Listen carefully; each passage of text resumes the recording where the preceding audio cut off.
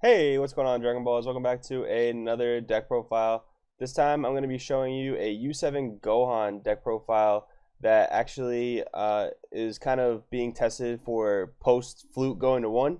So this is like another kind of aggro deck you can play when Flute goes to 1, and it didn't really rely on Flute too much before.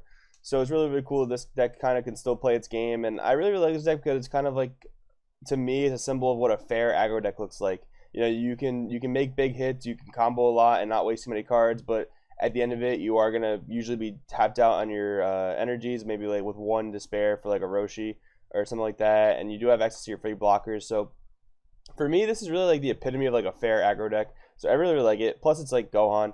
I had a friend messaging me on Facebook asking me to like look at his Gohan deck and like kind of test it. And I figured it'd be good to test it with Flute to 1. I also have another friend who actually I might consider actually getting into the game because Gohan's his favorite character, and this deck can actually be very solid in the future. So I want to go over what the deck does and that kind of thing. So we have the Son Gohan leader out of the Tournament Power. So he has Warrior Universe 7, which makes all of your Universe 7 cards, their specified cost doesn't matter. So that's why we can play some of these green cards and tap like any energy for them. Roshi's the only yellow card in the deck, but we can tap any energy for it.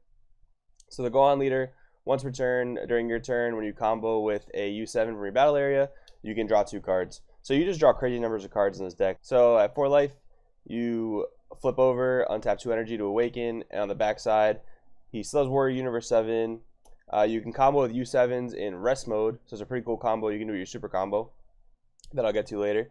And then when you do combo again with your U7s, you draw 2 cards. Alright guys, so the main deck, we have 2 Scientist Fu. I say this all the time, best cheap game ender in the game. We're playing an aggro deck, so of course you want to have this like really cheap double strike, draw 2 to just like push for game and get more cards.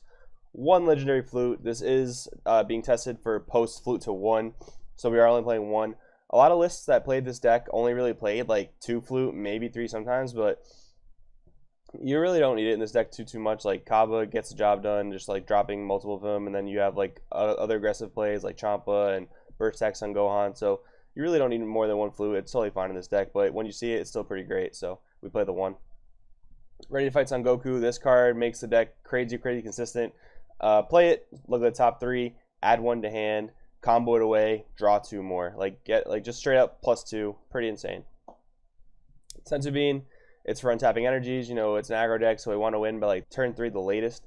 So Senzu Bean allowing you to untap energies is really strong. It's also amazing on defense. Puts you at like that perfect number where your opponent has to combo up to deal damage to you, especially if you're playing against like the blue-yellow rush decks.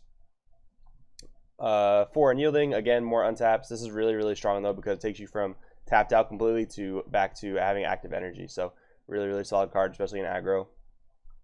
2 Focus Mind Son Gohan. You're really never hard casting this. You don't really care about its effect to look deeper into your deck. The barrier can be relevant, but mostly it's searchable blue energy off of your Indomitable Link Piccolo. So we are playing for Piccolo because just like the 1-drop Goku, searches you a piece and then you combo him away to draw 2 more. So again, straight up +2. Indomitable Link Son Gohan, really strong card. Searchable off your Piccolo. It's just searchable spot removal if you need it. Really relevant against like apes, things like that. So really good utility card to have in the deck. Just some spot removal whenever you need it. Then we have 4 Kaba. This is like the workhorse of the deck. He's going to be dealing a lot of your fatal double strikes. He's going to put your opponent from 5 to 3, and you're just going to rush him down that way. Really good with Flute, but Flute's going to be at 1, so you can't rely on that too much. 4 Videl. So this is our free blocker since Gohan's our leader. I really like this at 4 because it's one of the best ways to play defense in the deck. You're going to be tapping out a lot on your turns to deal damage to your opponent, so you want to have kind of that safety net of that Videl. It's really solid. And plus, it's a great chargeable red, for your Kabas and things like that. Then we have 4 Backbone of Universe 7. Our super combo deck, our leader is Universe 7, so we'll play this super combo that's active at 5 life. And really cool combo you can do is on a turn you're ready to awaken, you can actually play this super combo, attack with it, combo into it if you need to deal damage with it, that kind of thing. And then awaken, untap 2, and you can actually combo this on your board in rest mode, so you can summon another attacker, combo this with that attack, and then just draw like 3 cards. Pretty nutty. Then we have Burst Text on Gohan.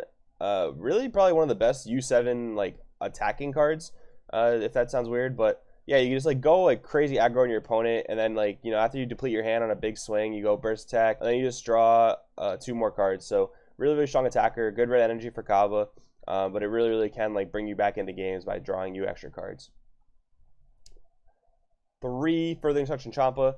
This is a really really sneaky way to win the game. This is a good way to deal multiple crit damage. This is a really good way to get your opponent from 5 to 3. It's really really important to put your opponent from 5 to 3, especially in an aggro deck, because it just makes it so much harder for them to like defend themselves. So like on their unawakened side, they really can't combo up to big hits very very easily, and then once they're at 3 life, it's just so much easier to pressure them that way.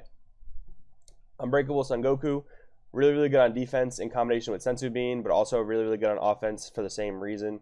Just making attacks big and not negging cards is super super important for an aggro strategy. Then we do play 4 Master Roshi as our only negates in the deck. You can potentially find room for Whis because it's an amazing negate, but with the 4 Videls and the 4 Roshi, I didn't really want to play it, and you have to play Roshi at 4 because you negate an attack with him, and then on your next turn you combo him away to draw 2 cards. Super super solid strategy for the deck. So yeah guys, that's kind of the deck profile for this U7 aggro deck going forward post Flute to 1. I really, really like this deck, obviously, because Gohan is the freaking man. He's the main man. But besides that, like, this deck is really, really fun to play. It plays a lot of the good characters, and it has a really streamlined strategy and a lot of plays it can make. And you just draw so many cards that you dig for your pieces. That's kind of the theme of aggro, especially in this format right now, like digging for your pieces to kill your opponent. But yeah, guys, if you like deck profiles like this, if you like us, getting ready for Flute to 1 this early, please let us know down in the comments below.